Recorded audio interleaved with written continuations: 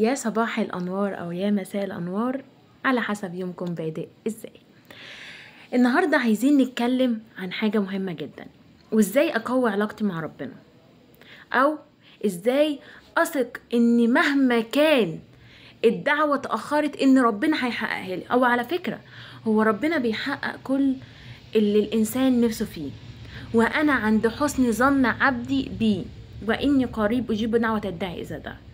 فكده كده ان شاء الله باذن الله يقين ان ربنا هيحقق الدعوه بتاعتك، بس مش بالشكل، باختلاف على حسب هو شايف ده هينفعك ولا لا. احيانا احنا بنتمنى ان احنا مثلا عايزين نروح المكان ده، عايزين نعمل كذا، او عايزين نسافر، وفجأة بقى حصل حادثة، حصل اي مشكلة، والحمد لله ربنا بيحميك.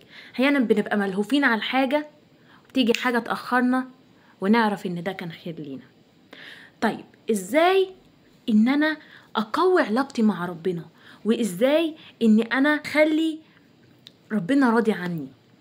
اول حاجة طبعا ان انت لازم تصلي في ميعاده، تقرأ قرآن، ما تظلمش حد، ما تخليش حد يدعي عليك. كل ده اساس ان علاقتك مع ربنا تكون كويسة. طيب بجد انا الحاجة دي بعملها جدا، وبحس ان انا مرتاحة. دايما احنا لما بيحصل اي مشكلة معانا بنجري على اقرب حد لينا وبنروح نحكيله، سواء حبيب، سواء صديق، سواء مامتك، سواء اي حد في الكون. بس لازم تعرف ان اقرب حد ليك هو ربنا.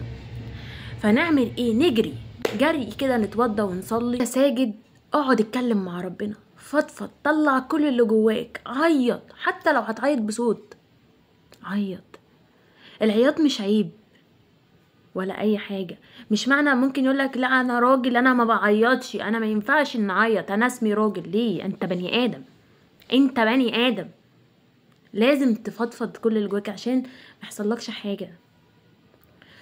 وصدقوني والله ربنا اكيد اكيد هيحلها. انا عند حسن ظن عبدي بي.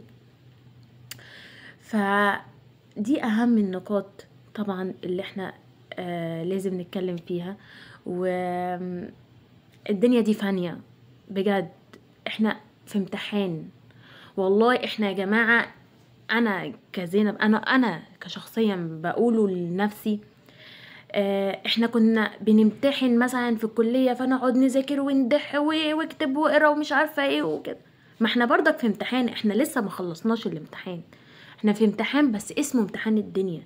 ده كل ده هنجمعه ساعة لما نموت، نشوف الخير، نشوف وقفنا مع مين، ظلمنا مين، كنا بعيد عن ربنا ولا لأ.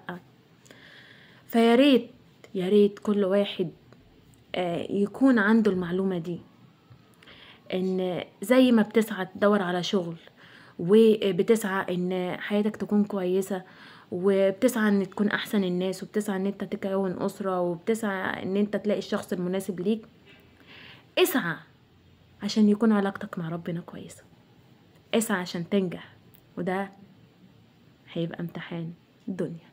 وما تنسوش تعملوا لايك وسبسكرايب عشان يوصلكم كل جديد من المحتوى بتاعي، ونكبر ونبقى عيلة كبيرة جدا، عيلة الطاقة الإيجابية أو جيش الطاقة الإيجابية اللي انتوا عايزينه. أنا معاكم في أي حاجة. لعل وعسى الفيديو ده يكون سبب لتغيير حياة حد، سبب ان فعلا يحس ان هو فعلا مقصر مع ربنا، فيبتدي يحسن من علاقته مع ربنا. كلنا في حياة بعض دروس، مواقف، كلنا بنتعلم من بعض. محدش كامل، كمال لله وحده. كلنا فينا حاجات كتير، لكن احنا بنحاول نقف ونقوى عشان الحياة دي كلها لازم. مش عايزة حد ضعيف، وعايزة حد فعلا صابر على اي حاجة بتحصل له. ويا رب تبقى ايامكم كلها فرح وسعادة، واشوفكم على خير في الفيديوهات الجاية. انتظروني. يلا باي باي.